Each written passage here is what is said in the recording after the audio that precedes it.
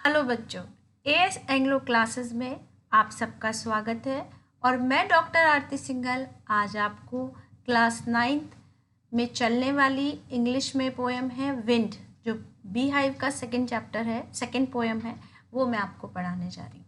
ये पोएम लिखी है, देखिए, सुब्रमण्य भारती ने। ये है महाकवि सुब्रमण्य भारती और ये एक तमिल पोएट है।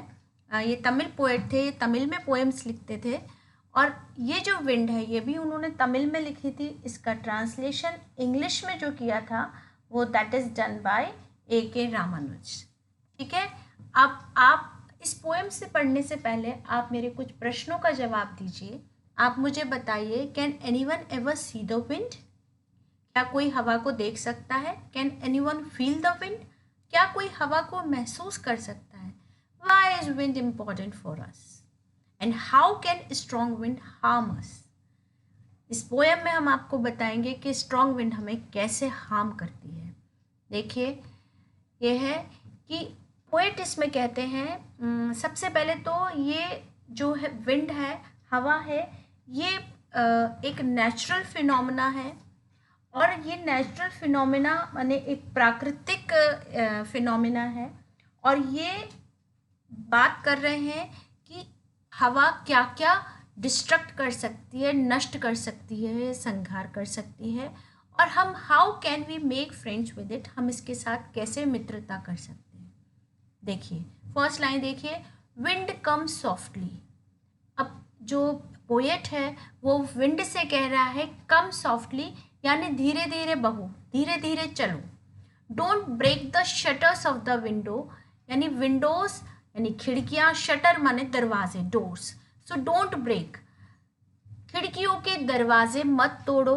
डोंट स्कैटर द पेपर, हवा बहुत तेज चल रही है, आपने देखा होगा जब हवा बहुत तेज चलती है तो खिड़की के दरवाजे खड़ खड़ खड़ खड़ खड़खड़ाते हैं, पेपर उड़ जाते हैं, बिखर जाते हैं। स्कैटर, बिखर जाना। Don't throw down the books on the shelf, अलमारी में, शेल्फ में जो किताबें रखी हैं, हवा इतनी तेज चल रही है वो भी सारी नीचे गिर गई हैं। There look what you did, अब पोएट उसको एड्रेस करके कह रहा है। देखिए, यू का मतलब है जैसे कोई पर्सन हो, यहाँ पर्सोनिफिकेशन है, ए फिगर ऑफ स्पीच है जिसमें हम किसी भी नॉन लिविंग थिंग को इस तरह से एड्रेस करते हैं, इस तरह से बात करते हैं जैसे वो लिविंग थिंग हो, जैसे कोई वो पर्सन हो, व्यक्ति हो। तो वो विंड को बात करते हुए कहते हैं कि देखो तुमने क्या कर दिया। You through them all down, तुमने सारी किताबों को नीचे गिरा दिया। You tore the pages of the books, तुमने किताबों के सारे पेजेस टोर कर दिए, टीयर कर दिए। टीयर का सेकेंड फॉर्म है टोर। टीयर माने होता है फाड़ना, तुमने सारे पेजेस फाड़ दिए। यू ब्रॉट रेन अगेन, तुम दोबारा बारिश को ले आए। You are very clever at poking fun at weaklings. Weaklings माने कमज़ोर लोग, कमज़ोर व्यक्ति, कमज़ोर चीज़ों को तुम्हें परेशान करने में तुम बहुत चतुर हो। उनका मजाक बनाने में, उनकी खिल्ली उड़ाने में, पोकिंग फन माने उनकी खिल्ली उड़ाने में तुम बहुत चतुर हो। Frail crumbling houses, crumbling doors, crumbling rafters, crumbling wood, crumbling bodies, crumbling lifes, crumbling hearts. देखिए, इसमें बार बार क्रम्बलिंग क्रम्बलिंग वर्ड आया है। देखिए, सी से स्टार्ट है तो यहाँ आपका एलिट्रेशन है। एलिट्रेशन माने होता है अनुप्रास अलंकार, जहाँ शब्दों की आवृत्ति यानी बार बार रिपीटेशन होता है। यू कैन टेल इस रिपीटेशन ऑल्सो, सो रिपीटेशन भी है यहाँ पर।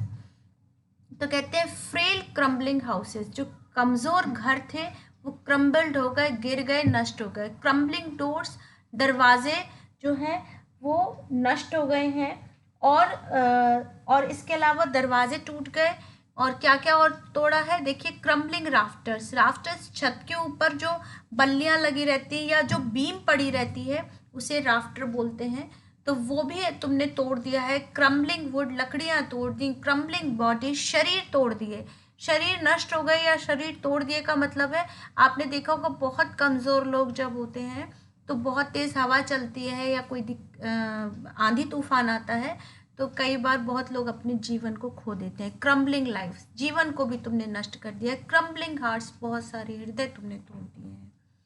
The wind god winnows and crushes them all, he won't do what you tell him.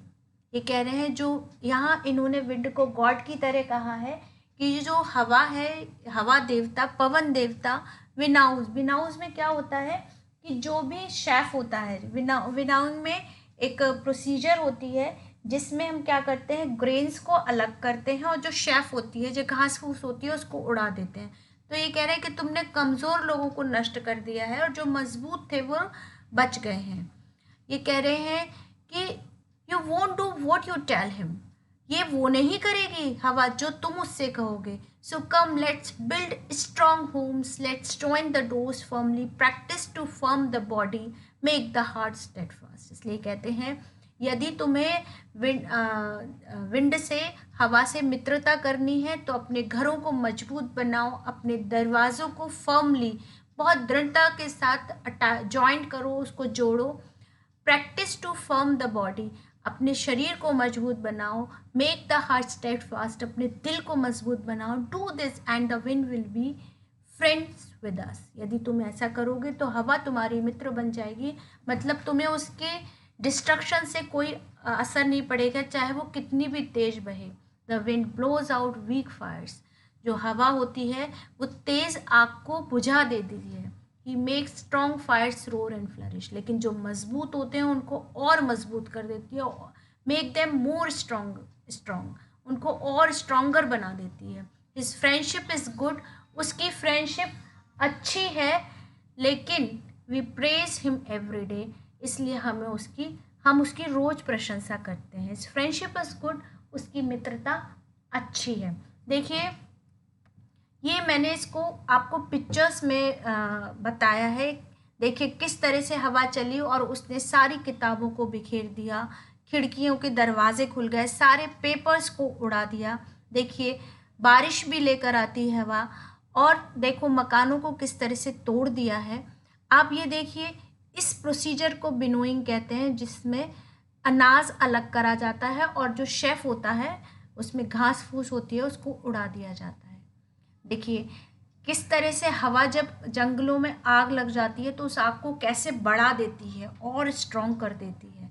अब आप ये देखिए कि इस विंड में जो आपकी पोएम है, इसके लिटरेरी डिवाइसेस क्या क्या है, मतलब इसमें साहित्यिक सौंदर्य जो है वो क्या है। तो सबसे पहले एनाफोरा है, तो एनाफोरा किस में है, एनाफोरा कहते हैं। ठीक है, पर्सोनिफिकेशन क्यों है इसमें पर्सोनिफिकेशन का मैंने बताया, treating wind as a person. इसमें पोएट विंड को ऐसे ट्रीट कर रहा है जैसे कि वो कोई पर्सन हो, इसलिए इसमें पर्सोनिफिकेशन है। देखिए इलिट्रेशन कैसे है मैंने बताया, इसमें ये कौन सा फिगर ऑफ स्पीच है। फिगर ऑफ स्पीच को हिंदी में बेटा अलंकार कहते हैं, तो एलिट्रेशन है। और मेटाफर भी इसमें है, क्योंकि हम इसमें देखेंगे कि ये क्या कर रहा है, लाइफ को सिंबलाइज किया है। उसी तरह जीवन होता है कि जो कमज़ोर लोग होते हैं उनका जीवन, थोड़ी सी भी परेशानी, थोड़ी सी विपत्ति आने पर वो और कमज़ोर हो जाते हैं, लेकिन जो स्ट्रॉन्ग होते हैं वो किसी भी हार्डशिप को जीवन में बहुत अच्छे से हैंडल करते हैं, फेस करते हैं। इसलिए हमें हमेशा फिजिकली और मेंटली स्ट्रॉन्ग होना चाहिए। देखिए ये कुछ क्वेश्चन आंसर्स हैं। ये पूछा गया है, what are the things the wind does in the first stanza. तो पहले स्टेंजा में विंड क्या क्या करती है, विंड क्या करती है, विंड विंडोज़ के शटर्स को ब्रेक्स कर देती है, पेपर्स को स्कैटर कर देती है, बुक्स को शेल्फ से थ्रोज डाउन कर देती है, पेजेस को टीयर कर देती है और रेन ब्रिंग करती है, यानी बारिश लेकर आती है। देखिए दूसरे क्वेश्चन में पूछा गया है, have you seen anybody winnow grain at home or in paddy field। तो आप you can answer it like yes, I have seen my mom winnow grain at home, or you can say कि farmers does it in the field। what is the word in your language for winnowing। तो हमारे यहाँ जो विनो के लिए शब्द use होता है उसको बरसाना, छानना या छांच कहते हैं, राइट। थर्ड देखिए, what does the poet say the wind god winnows. अब इसमें क्या कहते हैं, इसमें कहते हैं कि the poet says the wind god winnows the weak things, है ना, कमज़ोर लोगों को विनो कर देते हैं, उड़ा देते हैं, छांट देते हैं। What should we do to make friends with the wind. तो we should make ourselves stronger. So we can able to make friend with the wind. और देखिए फिफ्थ क्वेश्चन में पूछा गया है what do the last 4 lines of the poem mean to you. तो इसमें last 4 lines में ये बताया गया है कि the wind destroys the weak and help the strong person to be stronger. So one should be stronger, one should make oneself strong. ठीक है, अभी देखिए लास्ट क्वेश्चन है six question. How does the poet speak to the wind in anger और with humour? You must also seen और heard of the wind crumbling lies. What is your response to this? Is it like this? Is it like the? Is it like this? तो is it like the poets? तो इसमें देखिए इस तरह you can write। और ये paragraph के questions है, ये आपकी एक्सरसाइज है, आप इसमें कीजिएगा। और कुछ भी समझ में ना आए तो कमेंट सेक्शन में जाकर आप मुझसे पूछ सकते हैं। So this is your poem. I think कि आप सबको पसंद आई होगी। आपको पसंद आए तो आगे और भी आपको 9, 10, 11, 12 सभी के इंग्लिश के चैप्टर्स आपको मिलेंगे। आप इस चैनल को सब्सक्राइब भी कीजिए, लाइक कीजिए और शेयर कीजिए। Thank you so much. Have a nice day.